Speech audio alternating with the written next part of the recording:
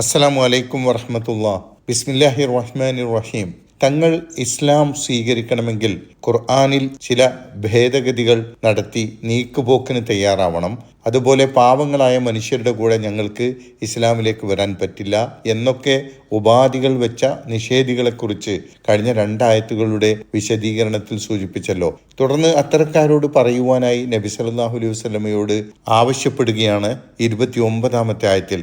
ഒരു ഭേദഗതിക്കും വിധേയമാക്കാൻ പറ്റാത്ത അള്ളാഹുവിങ്കിൽ നിന്നുള്ള സത്യദീനാണ് ഞാൻ നിങ്ങൾക്ക് മുമ്പിൽ അവതരിപ്പിക്കുന്നത് എന്നവരോട് പറയുക. അതിലേക്ക് ഞാൻ നിങ്ങളെ നിർബന്ധിക്കുന്നില്ല. നിങ്ങൾക്ക് വിശ്വസിക്കുകയോ വിശ്വസിക്കാതിരിക്കുകയോ ചെയ്യാം.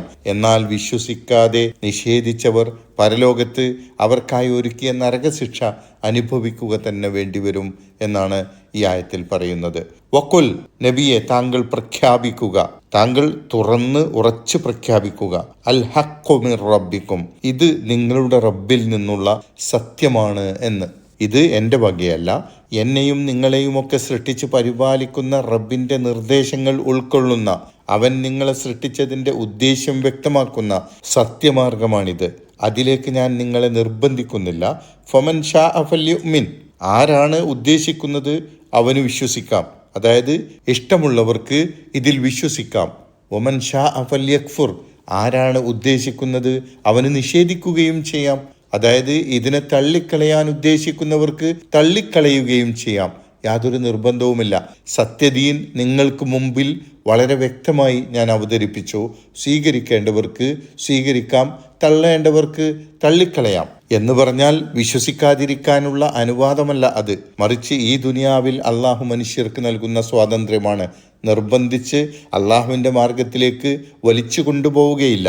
എന്നാൽ സത്യദീൻ സ്വീകരിക്കാൻ തയ്യാറായില്ലെങ്കിൽ അത് സൃഷ്ടാവായ യജമാനനോട്, റബ്ബിനോട്, അള്ളാഹുവിനോട് കടുത്ത ധിക്കാരമായിരിക്കുമെന്നും അതിനുള്ള കടുത്ത ശിക്ഷ അനുഭവിക്കാൻ തയ്യാറായിക്കൊണ്ട് വേണം ഈ സ്വാതന്ത്ര്യം ഉപയോഗപ്പെടുത്താൻ എന്നും താക്കീത് നൽകിക്കൊണ്ടാണ് നിഷേധിക്കാനുള്ള സ്വാതന്ത്ര്യത്തെക്കുറിച്ച് മനുഷ്യനോട് പറയുന്നത്. അതാണ് തുടർന്ന് പറയുന്നത്, ഇന്ന അഅ്തദ്നാ ലിൽവാലിമീന, ധിക്കാരികൾക്ക് നാം ഒരുക്കി വച്ചിരിക്കുന്നു ഈ ദീനിനെ. ഇവിടെ ദുനിയാവിൽ നിങ്ങൾക്ക് തള്ളിക്കളയുവാനുള്ള സ്വാതന്ത്ര്യമുണ്ട്, എന്നാൽ അങ്ങനെ ചെയ്യുന്നത് വലിയ ധിക്കാരമാണ്. അങ്ങനെയുള്ള ധിക്കാരികൾക്ക് അല്ലാഹു ഒരുക്കി വെച്ചിരിക്കുന്നു നാറൻ, നരകം. അഹാത്ത ബിഹിം സുറാദിഖുഹ, അതിൻ്റെ തീജ്വാലകൾ അവരെ വലയം ചെയ്തിരിക്കുന്നു. സുറാദിഖ് എന്നാൽ ടെൻറ്റ് ഉണ്ടാക്കുമ്പോൾ, തമ്പ് കെട്ടുമ്പോൾ അതിൻ്റെ ചുറ്റുഭാഗവും മേൽഭാഗവുമൊക്കെ മറക്കുന്ന മറക്കാണ് പറയുക. സുറാദിഖുഹ എന്നാൽ നരകത്തിൻ്റെ ചുറ്റിലുമുള്ള മറ, മേലാപ്പ് എന്നാണ്. തീയും പുകയും തീജ്വാലയുമായിരിക്കും നരകത്തീയിൻ്റെ ചുറ്റുമുള്ള മറ. നരകത്തിൽ അതായിരിക്കും, ഈ തീയും പുകയും ജ്വാലകളുമായിരിക്കും അവർക്ക് സംരക്ഷണമായിട്ടുണ്ടാവുക എന്നാണ് ഇതിൻ്റെ വിശദീകരണമായി പണ്ഡിതന്മാർ പറയുന്നത്. എന്നാൽ നരകത്തിൽ നിന്ന് ഓടി രക്ഷപ്പെടാനാകാതെ ചുറ്റുപാടും മൂടപ്പെട്ട് അവർ അതിൽ നിന്ന് രക്ഷപ്പെടാൻ കഴിയാത്ത വിധം മറ കൊണ്ട് ചുറ്റപ്പെട്ടിരിക്കും എന്നും ചില പണ്ഡിതന്മാർ ഇതിനെ വിശദീകരിച്ചിരിക്കുന്നു. എന്തായിരിക്കും അവിടെ അവരുടെ അവസ്ഥ? അവർ അവിടെ സഹായത്തിനായി അപേക്ഷിക്കുമ്പോൾ, അതായത് വെള്ളം തരണേ എന്ന് പറഞ്ഞുകൊണ്ട് അവർ സഹായം തേടി നിലവിളിക്കുമ്പോൾ, യുഗാഥോ ബിമാഇൻ, അപ്പോൾ വെള്ളം നൽകി അവരെ സഹായിക്കും. എന്ത് വെള്ളം? കൽമുഹ്ലി, ഉരുകിയ ലോഹം പോലെയുള്ള വെള്ളം. ലോഹം ഉരുക്കിയ ദ്രാവകമായിരിക്കും അവർക്ക് ആ സമയത്ത് കുടിക്കാൻ കൊടുക്കുക.